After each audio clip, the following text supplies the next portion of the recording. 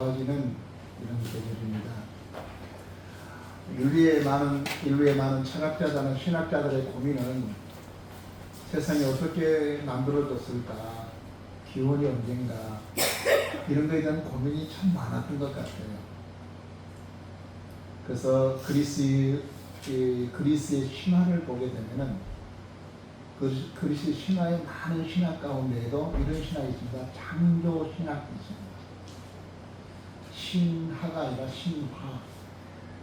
세상이 어떻게 만들어졌는가에 대한 신학이 있는데, 그 신화 내용이 이렇습니다. 우주에 혼돈이 되었을 때에 난리 부어리가 났는데, 그 이유는 용이라고 하는 신이 있었는데, 그 용의 신이 온 세상을 혼란케 만든 거예요. 그러니까 제우스가 혼란된 이 세상을 좀 편안하게 만들어서 저 용을 제거하는 신에게는 큰 상금을 주겠다 합니다. 근데 아무도 거기에 전쟁에 참석하지 않겠다고 했는데 말투 신이 있었습니다. 말투스 이렇게 하죠. 그 신이 있었는데 그 신이 내가 나가서 싸우겠습니다. 그래서 이 사람이 나가서 싸워서 용을 이깁니다. 용을 이겨놓고 난 다음에 그가 완전히 용을 이겼다고 말하기 위해서 두 양쪽이 입을 잡고 쫙 벌어서 입을 찢어버렸습니다. 입을 찢었는데 위천장은 하늘이 되고 아래 턱 밑으로는 땅이 되었다라고 하는 신화가 우리 가운데 정해지고 있습니다. 그렇게 지금은 아는 사람은 별로 없었지만 그 시대에 그리스 신화가 모든 사람들에게 전달되고 그 사람들은 세상이 그렇게 창조되어 있다고 알고 믿었고 그렇게 생각을 했습니다. 그러나 그리스도의 복음이 전파되면서 그리스에도 복음이 전파되고 로마에도 전파되면서 새로운 창조론이 나오게 됐습니다. 그것은 하나님이 세상을 창조했다고 하는 이야기죠. 우리는 그냥 하나님이 세상을 창조했다, 그만 끝 이렇게 생각하는데, 하나님이 세상을 창조했다는 것이 굉장히 우리는 중요하게 생각하고 받아들여야 할 것입니다. 원래 세상은 혼돈했습니다. 성경에 보면 혼돈했어요. 물과 땅이 그냥 늪지리에 같이 이렇게 다 섞여 있었어요. 그래서 하나님 세상을 창조하면서 제일 먼저 했던 게 빛이 있고, 그 다음에 하나님이 세상을 만들었던 게 물과 흙을 구분하는 작업을 합니다. 그래서 물은 저 바다로 빠지고, 그러고 난 다음에 흙은 드러나, 묻이 드러나고요. 그래서 그 묻에서 바다에서 생물이 바닷고기가 살게 하고, 그 다음에 땅에는 동물들이 살게 하고, 하늘에 새들이 날아가게 하는, 그러니까 하늘과 공중과 땅과 바다에 생물들이 살아가도록 만들었습니다. 그 다음에 제일 중요하게 만들었던 것이 사람이었습니다. 하나님이 사람을 어떻게 만들었냐면 흙으로 만들었다. 근데 흙으로 만들었을 때 흙이라는 게 어떤 존재냐면은 우리가 말하는 진흙이 아니에요. 좋은 흙이 아니에요. 그럼 하나님이 좋은 흙으로 좀 만드시지. 그래서 성경에 보면은 좋은 흙이 아니라 티끌이에요. 티끌. 쓰레기 같은 아주 보잘것없는 볼품없는 존재를, 그 흙을, 쓰레기 티끌을 가지고 하나님이 사람을 만들었어요. 그래서 이사야서를 보면은 인간을 표현할 때 우리는 티끌과 같습니다 라고 표현하는 거죠. 근데 무엇으로 만드느냐가 중요한 것이 아니라 그분이 왜 만들으셨는가. 그렇게 진으로 만들었던 그 인간에 대해서 하나님께서 어떻게 대했는가가 매우 중요하죠. 하나님이 인간을 손수 흙을 빚어서 만들고 난 다음에 만들면서 이렇게 이야기합니다. 우리가 우리 형상대로 사람을 만들자 그랬어요. 아담이란 말은 붉은 흙이라는 뜻인데 사람은 하나님이 손수 만들었다. 지는 코끼리야 있어라. 그래서 코끼리가 그렇게 생겼는데 사람 있어라. 그래서 하나님께서 사람을 만든 거야. 그냥 손수 우리가 우리 형상대로 우리를 닮은 사람을 만들죠. 그래서 사람이 있어. 그리고 그런 진흙에다가 하나님들이 성부, 성자, 성령이 내려오셔서 그에게 생기를 부어주었다 이 말이에요. 이것이 가장 잘 나타나는 것이 에스겔서에 보면은 에스겔 골짜기에 생기가 들어가다 사람이 큰 군사가 되고 진흙 같은 존재예요. 티끌이에요. 티끌로 만들어졌지만 거기에 하나님의 생명을 부어줬어요. 하나님이 영을 부어줘요. 그리고 하나님은 아담과 하와에게 이 땅을 정복하고 다스리고 관리해라. 놀라운 축복을 줬어요. 먹고 싶은 거 다 먹도록 했어요. 하고 싶은 거 다 그렇게 했어요. 그러나 한 가지 하나님께서 하지 말라는 것이 있는데 저 주방에 있는 선악을 알게 하는 나무를 따먹지 말아라 그랬어요. 왜냐하면 이걸 따먹지 않으로 말하면 영원히 살도록 하고자 하신 것이 하나님의 생각이었어요. 어떤 사람은 아니 왜 하나님께서 선악과를 만들어가지고 그걸 따먹게 만들어서 우리 인류에게 이런 고통과 고난을 주시느냐고 이렇게 말하는 사람이 있는데 그거는 하나님의 성품을 몰라서 그래요. 하나님은 사랑의 하나님이라고 알고 있지 않습니까? 그러나 그 하나님은 공의로우신 하나님이세요. 질서의 하나님이세요. 그래서 질서를 지켜 나감으로 말미암아 이 모든 사회가 원활하게 움직이도록 하기 위해서 질서가 만들어지지 않습니까? 예전에 여기에 신호등이 없었어요. 예배를 드리다가 꽝 그러면 하고 사고가 났는데 저 언덕을 넘으면서 신호등이 없으니까 막 나간 거예요. 근데 사고가 많이 났어요. 그러니까 신호등을 저렇게 만들어 놓으면 뭐 사고 난 소리 안 들리잖아요.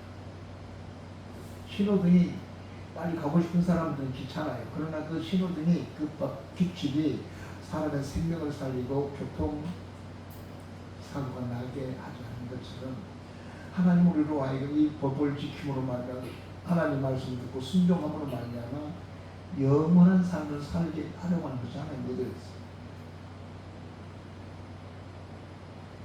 그런데 그래서 가장 시기한 게 있었어요. 그것은 사단이라기도 하고 말이라기도 해요.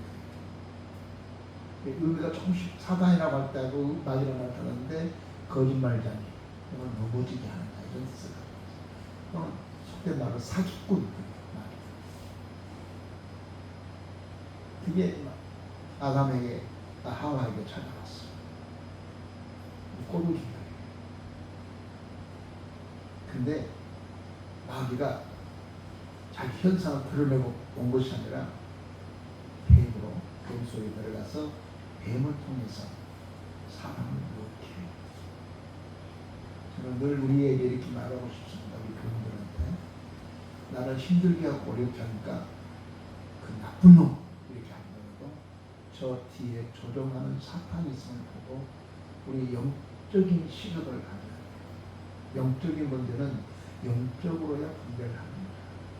그런 시각을 가지면 누구든 용서가 돼요.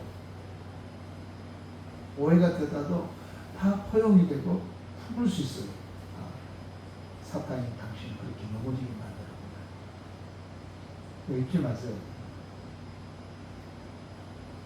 다윗이 격동했거든요. 사람들은 그럴 때 왜 다윗이 저랬을까? 왜 저런 거야? 왜 저래? 성격이? 그래서 나 사람의 수를 세워서 하나님 뜻을 거슬렸어. 다윗 저런 사람 아닌데 여기 성경을 볼 때 이렇게 있습니다. 사탄이 다윗의 마음을 격동케 하여 사람의 수를 야리다. 다윗이 노년에 아담과 하와에게도 그랬던 그 마귀 다윗에게도 그랬고 예수님에게도 찾아와서 예수님을 꼬드긴 거예요. 그래서 나중에 이 바울 서신을 보게 되면 마리가 예수님도 유혹했다는 겁니다. 넘어지지 않아요. 그러니까 이 설교를 준비하면서 그런 생각을 했습니다. 우리는 원래 뱀 시끄럽잖아요. 난 뱀이 굉장히 깨끗한 짐승인데 죽은 음식 안 먹고 걔는 더럽잖아요. 지저분한데 안 살아요. 그리고 뱀의 몸에 이 먼지가 묻지도 않아요. 깨끗해요. 그래서 징그럽잖아요. 근데 원래는 학자들의 말에 하면 원래 뱀이 이렇게 징그럽지 않고 친근감이 있었대요. 그러니까 하와에게 다가와서 하와이야라고 불러도 손뜻 도망가지고 뱀 이렇게 하는 것이 아니라 왜? 답변을 하고 대화를 나누고 그 다음에 친근감 있고 신뢰감이 있게 지내던 관계예요. 이렇게 넘어갔어요. 사도행전 20장 보게 되면 양의 가지고 서 교회당에 일이가 많이 돈다는 거예요. 경계해요.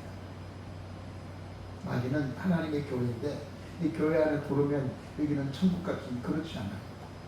교회가 언제나 할 수 없어요. 에덴 동산도 마귀가 돌았는데 그래서 언제든지 이 본문의 말씀을 생각하면서 우리가 사단에게 유혹되지 않고 넘어지지 않게 가장 사랑하는 사람이 되게 되는 거예요. 여러분 언제든지 나를 실망하게 하는 것, 나를 낙심하게 하는 것, 어떻게 네가 그럴 수 있어? 이런 일들이 생기지 않아요?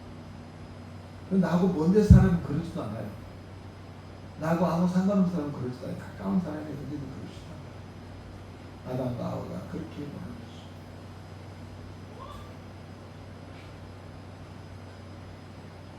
하나님은 공의로우신 분이기 때문에 아담과 하와에게 네가 그것을 따먹은 대로 네가 정말 정령 죽으리라고 그랬어요. 죽어야 해요. 왜? 하나님 공의로우신 분이에요.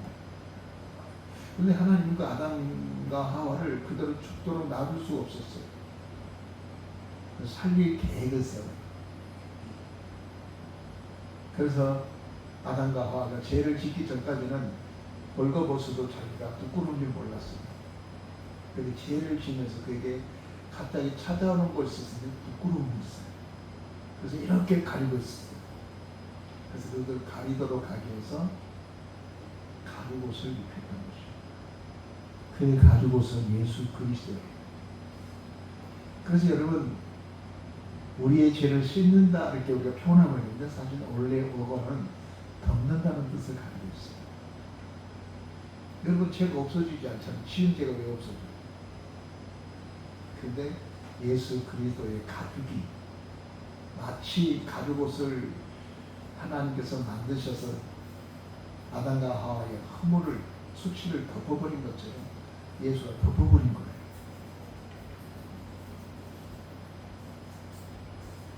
그리고 살아야 되잖아요. 그래서 그 살라는 약속을 해요. 살리다는 약속을 해서 여자의 후손을 통해서 새로운 생명이 태어날 텐데 그가 마귀의 머리를 밟아버리고 쪼개버리고 죽일 거고 새로운 생명의 역사가 생길 거다 라고 하면서 원래 하와의 이름이 여자였었어요. 여자라고 하는 뜻은 곁에 있다는 뜻이에요. 곁에. 여자 남자는 늘 부부는 같이 있어야 돼요. 주말 부부 안 좋습니다. 월말 부부 있는데 같이 있어야 돼요. 그래서 하나님이 세상을 창조할 때 아담과 하와를 말할 때 곁에 있다. 여자는 남자의 곁에 있다는 뜻이에요. 근데 하와가 유혹을 당했는데 언제 유혹을 당했겠어요? 아담 곁에 있지 않고 또 싸돌아다니다가 걸려든 거예요. 근데 이 곁에 있다는 이 뜻의 이름을 가진 그 여자야라고 불렀는데 하나님이 그날 이름을 바꿉니다. 어떻게 바꾸냐면은 하와라 그랬어요. 미국 놈은 그 말을 발음을 영국 사람들은 못하니까 이브 그렇죠. 이브 예배 순서가 아니라 이브. 영어로는 그지 표기가 안 돼요. 발음도 안 돼요. 그래서 한국말 찰평자주예요. 하와. 근데 하와라고 하는 뜻은 생명이라는 뜻이에요. 하나님은 우리 인간이 죄를 범하자 하나님이 순식간에 한 작업을 하기 시작했어요. 사람들에게 부끄러운 수치를 가리는 작업을 시작했어요. 그리고 구원의 계획을 세웠어요. 그 계획의 증표로 너의 이름을 이제는 여자가 합니다. 너는 하와다. 하와라는 이름의 뜻은 생명이다. 너를 통해서 온 세상에 생명이 나오게 될 거다. 이게 계획을 세워요. 그리고 약속을 해요. 이것을 노아 때도 약속을 하고 아브라함 때도 약속을 하고 다윗에게도 약속하고 그리고 하나님은 때야참에 그 하나밖에 없는 예수 그리스도를 이 땅에 보내십니다. 이러면서 복음이 이루어집니다. 하나님께서 우리를 구원하시고 자기 아들을 보냈다. 난 도무지 이해가 안 되겠죠. 일반 사람은 어떻게 하나밖에 없는 독자 아들을 이 땅에 보낼 수 있을까? 그러기가 쉽지 않다. 저희가요, 옛날에 한 집에서 우리 어머니하고 우리 애들 일하고 있다가 7명이 살았어. 한 방에서. 우리 형님 왔다 간 다음에 꽃가루가 이 조그만 방에서 7명이 살아? 좀 답답했던가 봐요. 그래서 형님 집을 명절에 내려갔더니 우리 형님이 하는 말이 우리 방도 많고 이 주택에 그러니까 여기 가서 살아라. 애 하나 보내라. 내가 학교 보낼 테니까. 그래서 고맙다고 알았어. 형 올라가서 아내하고 의논하고 애들하고 의논해가지고 내가 보낼게. 애들 잠자고 있는데 누구를 보낼까? 큰 애는 안 되겠지. 이게 중학교 고가에 있는. 둘째 저 마음이 열려서 안 되겠지. 셋째 저는 여러분도 알다시피 갈팡질팡하면 어디로 튈지 모르는데 저 가가지고 싸워주면 안 되니까. 넷째 딸은 딸이니까 안 되겠다.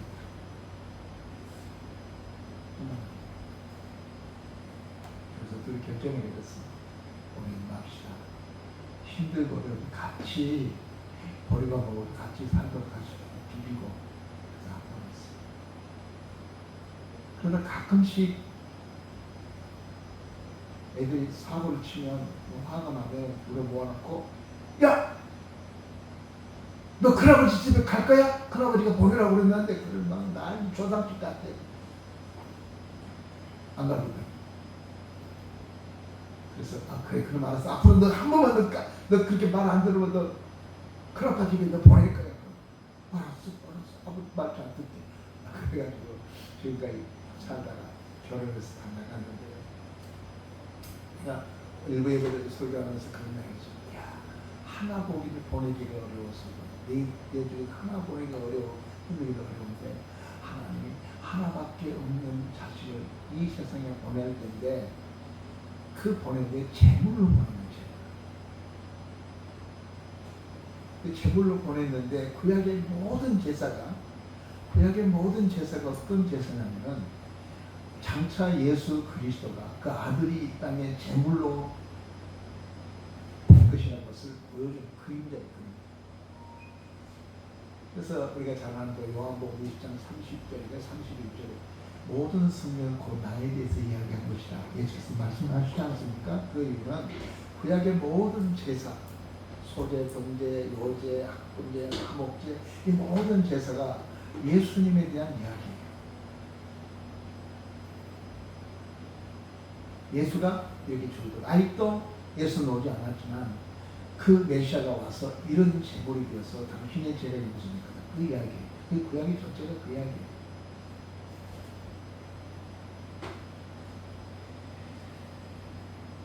아무리 생각을 해도 하나님께서 이 하나밖에 없는 독자 아들 예수 그리스도를 이 땅에 보내서 사람들의 재물이 된다는 것은 잘 이해가 되지 않지 않습니까? 그것도 사람들이 착하고 선하지는 않았어요. 로마서 7장 5절을 보니까 의인을 위하여 죽는 쉽지 않고 선인을 위하여 죽는다고 했거든요. 이런 죄인되어 있는 이 사람들을 위해서 그 아들을 내어준다? 이해가 되지 않는 거죠.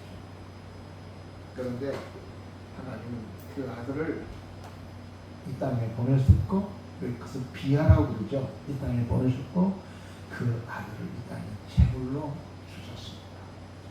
왜 그랬을까요? 뭐 때문에 그랬을까요? 성경은 한 가지 답을 말합니다. 너를 사랑하기 때문에. 오늘 읽었던 이 부분의 말씀에 하나님이 세상을 이처럼 사랑하셨어요. 이처럼이라는 게 그 아들을 주기까지 사랑하셨다. 로마서 5장 7절에서는 그 아들을 이 땅에 주심으로 말미암아 하나님이 자기에 대한 사랑을 확증하셨다. 그러니까 하나님이 너를 얼마큼 사랑하느냐, 너희들을 얼마큼 사랑하느냐라는 증거가 그 아들을 이 땅에 보내신 것이 하나님이 우리를 사랑한다는 증거예요. 우리 젊었을 때, 지금은 그렇지 않지만 우리 젊었을 때 그러잖아요. 날 사랑해요? 그럼 사랑하지. 사랑한 증거가 뭐? 사랑한 증거는 날 사랑한다고 꼭 그렇게 해야 돼? 그렇게 하잖아요. 하나님이 우리를 사랑하는데 어떻게 사랑한가 하면 자기 아들을 이 땅에 보내실 만큼 사랑했어요. 그냥 보내서 누리도록 사랑하지 않아 우리의 재물이 되도록 하나님께서 우리를 사랑하셨어요. 그 아들을 이 땅에 보내신 것이 하나님이 우리를 사랑한다고 하는 증거예요. 그래서 이 신약 성경에 써질 때, 구약에 써질 때 사랑이라는 말과 신약에 써졌을 때 하나님이 말하는 그 사랑은, 사랑을 표현할 때 성경을 써내려갈 때에 사용할 용어가 단어가 없었어요. 물론 그 시대의 그리스어에 세 개의 사랑의 단어가 있었습니다. 여러분 잘 알다시피 스톨게라는 단어가 있었습니다. 필리오스라는 단어가 있었습니다. 친구들, 형제들, 필레오, 필라델피아, 이거 필하모니, 형제들끼리 모인 그 사랑이에요. 그리고 여자와 남자가 사랑한다는 걸 표현할 때의 예로스, 이 세 가지 단어가 사랑의 단어로 사용했어요. 그런데 하나님이라는 사랑을 이 세 가지 단어로 담을 수가 없었어요. 이 세 가지 단어, 필요를 쓸 것인가, 스톨게를 쓸 것인가, 예로스를 쓸 것인가, 이건 하나님의 사랑을 표현할 길이 없어서 새로운 단어가 생겼습니다. 그 사랑의 단어는 여러분 잘 알고 있는 에로스가 아니라 아카페 또는 아카페로스, 아가로스 이렇게. 근데 그 사랑은 무조건적인 사랑이에요. 조건적인 사랑이 아니에요. 그래서 여러분, 나와 여러분이 구원받은 거예요. 너 인마 그렇게만 살아, 그럼 내가 구원할게. 너 그렇게 하면 내가 너를 사랑할게. 그런 게 아니라, 하나님의 사랑은 무조건적인 사랑, 조건 없는 사랑. 그가 아카페 또는 아카토스예요. 어디 가면은 아카페 사랑, 아카페 카페 뭐 이렇게 사용하고 있는데, 무조건 사랑하셨어요? 요즘에 잠깐 한 거 보니까 앞으로 나도 하셨는데 그러지 않을까 이렇게 하잖아요. 그건 아카페 그냥 사랑하고 우리가 말을 하고 있지만, 하나님께서는 인간은 할 수 없어요. 인간은 이런 사랑을 할 수가 없어요. 하나님께서 우리를 사랑한 사랑은 아카페, 무조건적인 사랑, 조건 없는 사랑이에요. 만일에 하나님께서 우리를 사랑하는데, 내가 너를 사랑하는데 너 그렇게 살면, 네가 잘하면 내가 상 주고, 잘하면 내가 나도 너를 사랑할게, 끝까지 책임질게, 뭐 이런 사랑이 아니에요. 그래서 성경은 하나님과 우리의 관계를 아버지와 아들 관계로 표현하고 있는 거예요. 그래서 요한복음 1장 12절에 영접하는 자 곧 이름을 믿는 자들은 하나님의 자녀가 되는 권세를 주셨으니 그랬어요. 혈연의 관계예요. 조건적인 계약이 아니에요. 이미 구약에 하나님의 계약을 다 체결해 버렸어요. 믿음의 사람. 그리고 그 계약대로 예수님이 오셨어요. 그래서 하나님께서 우리에게 아들과 아버지의 관계를 형성합니다. 그것이 내가 지난번도 말씀드렸지만 탕자의 비유가 그렇거든요. 이거 어떻게 됐냐고? 어떻게 해서 그렇게 됐냐고요? 내가 뭘 잘한 것도 없는데? 내가 뭐 좀 잘하고 성실하고 도를 닦고 뭐 나라를 구원했고, 우리 젊은 친구들 요즘에 내가 전생에 뭐 나라를 구원했나 뭐 장수야 그런 이야기 하는데, 그게 아니라 13장에 보면은 이것은 혈통으로 된 것도 아니고 사람의 뜻으로 난 것도 아니고 우리의 힘쓰고 예씀이 아니라 위로부터 난 거예요. 말은 하나님으로부터 태어난 거예요. 우리가 거듭난다는 말을 사용하지 않습니까? 거듭난다는 것은 여러분 스스로 거듭날 수 있어요? 여러분 어머니 뱃속에서 나왔는데 야 나가자! 그래서 나온 건 아니잖아요. 내가 어머니 뱃속에서 태어난 거예요. 마찬가지로 우리가 위로부터 태어난 거예요. 그래서 태어났다고 태어난 거예요. 왜냐하면 영접하는 사람에게는 하나님의 자녀가 되는 권세를 주어지기 때문에. 하나님과 우리의 관계가 혈통입니다. 이것이 해결되면 하나님께서 그 아들을 이 땅에 보내신 이유를 알 수 있을 것 같아요. 왜 보냈냐고요? 당신의 백성이니까. 근데 성경은 말하기를 내가 태어나기 전에도 나를 알았대요. 에베레미야서 1장 8절부터 난 못합니다. 내가 어떻게 할 수 있습니까? 하나님 하신 말씀 예레미야야. 네가 네 백복 중에 네가 만들어지기 전부터 내가 너를 알았고 내가 선택했고 너를 지내게.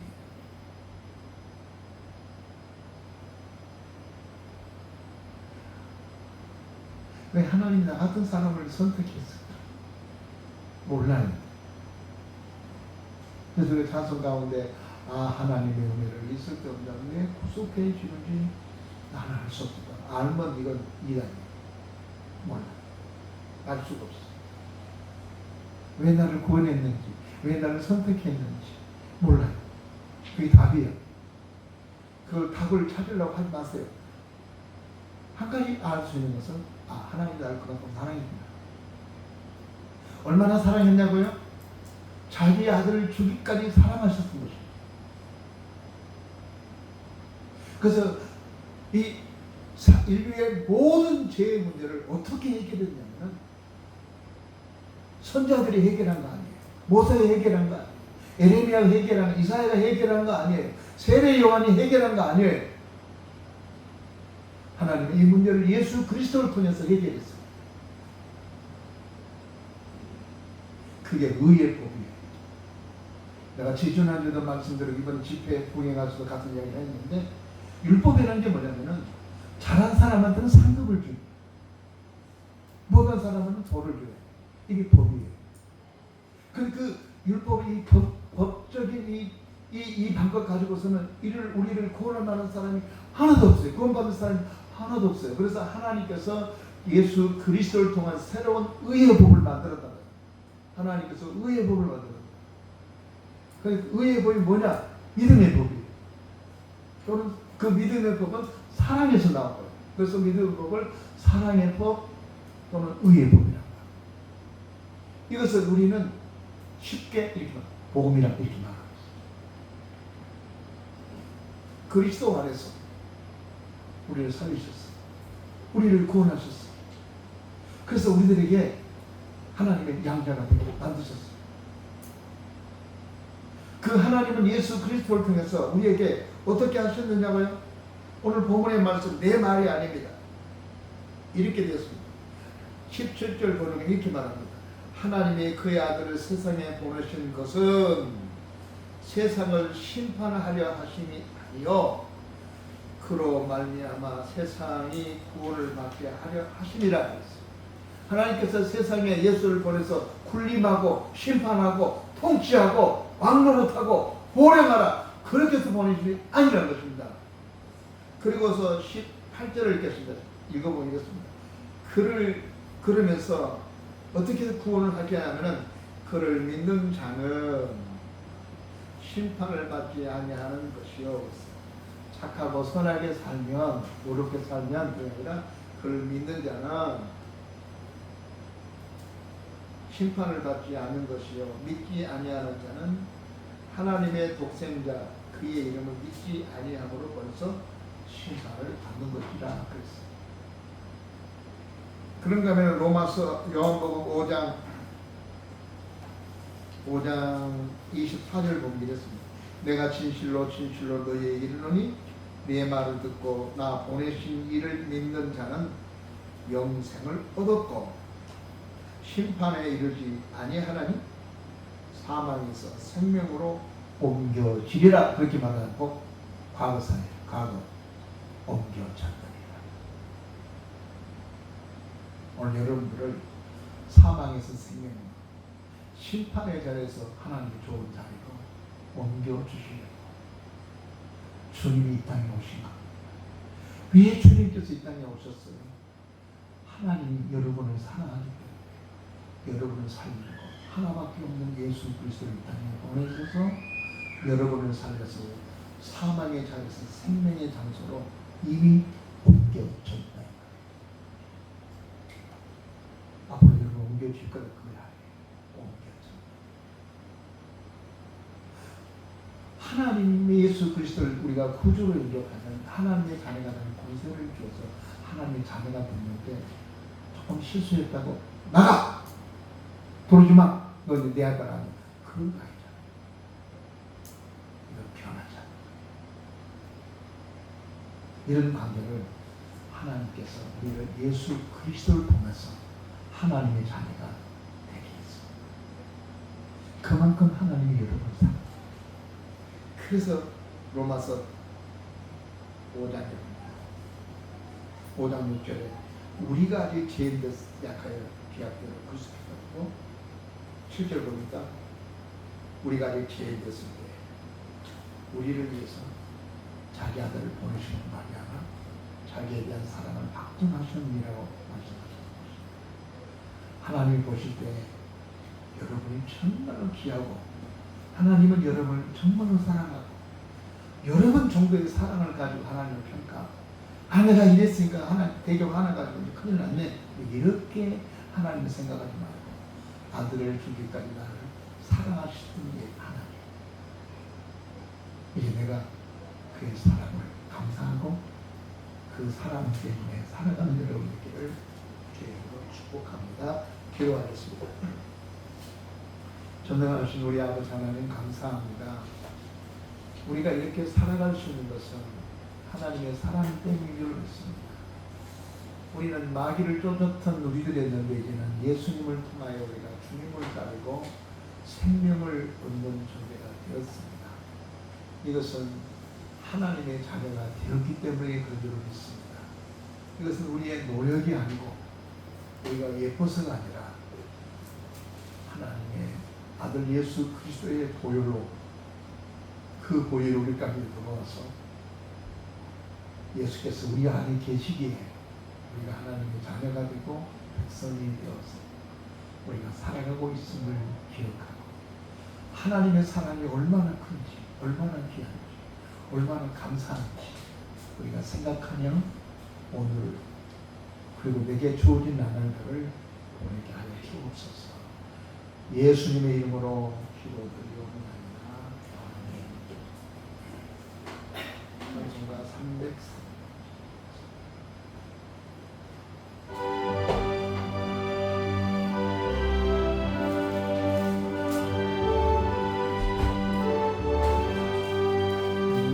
위하여 십자가에 중한 고통 받으사 주 예수의 사랑하시는 고백은 이를 흘려 영원을 제대해서 구속함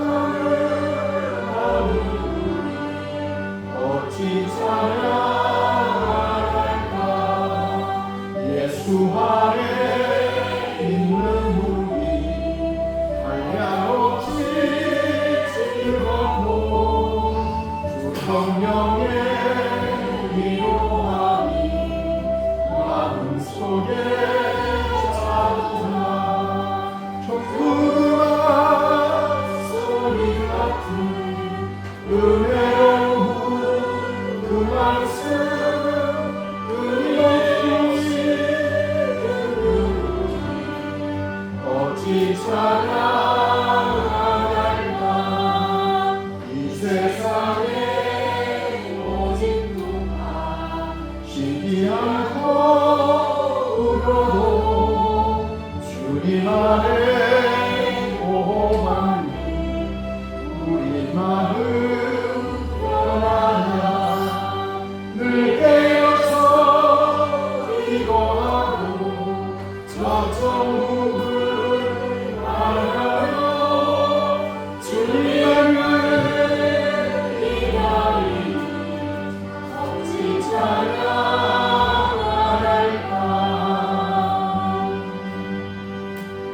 전능하신 주님 감사합니다.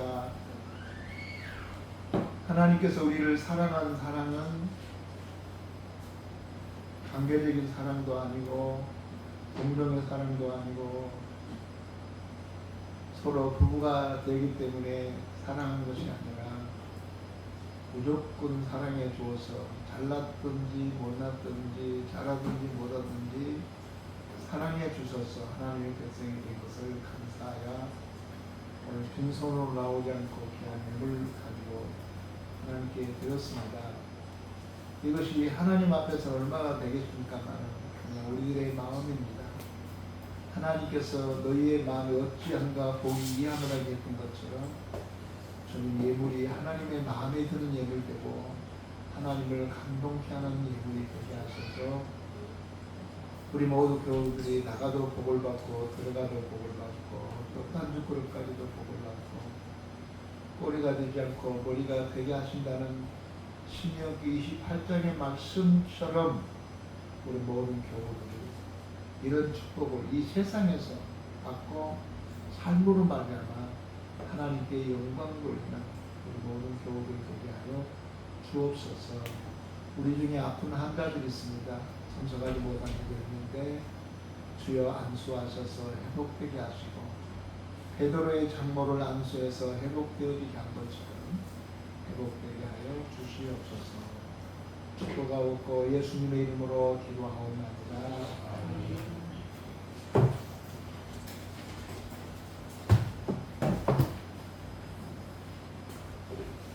교회 앞에 강구하겠습니다.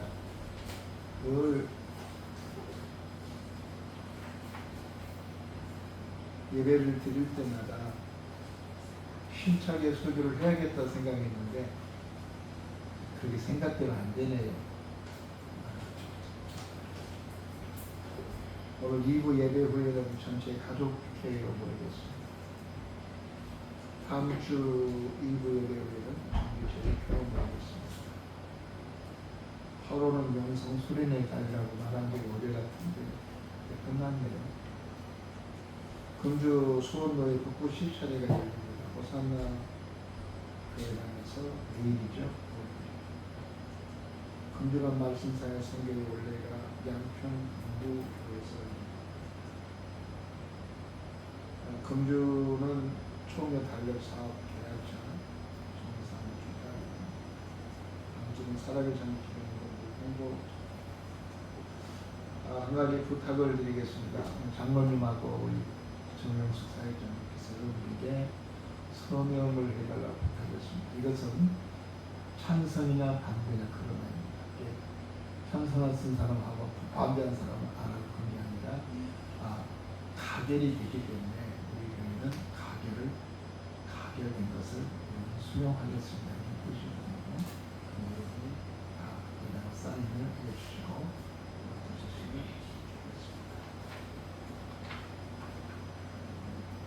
좋겠습니다. 저는 10월 둘째 주 13일 되면은 내일은 내가 사표를 씁니다. 12월 14일이면 제가 사표가 수리가 됩니다. 여러분 참고하셔서 만나까지 좋은 교회가 됐으면 좋겠습니다. 그런 강도 없으면 다 같이 자리에서 일어나셔서 464장 1절만 부르겠습니다.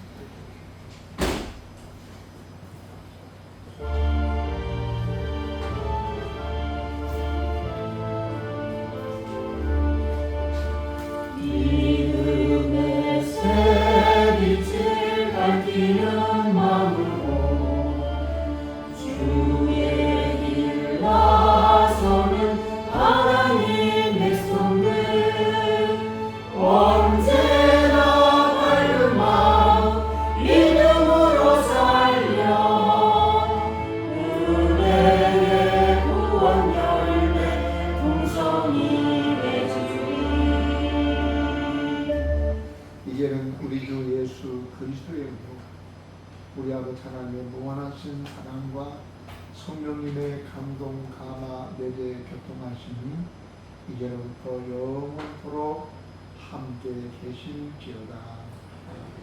아멘.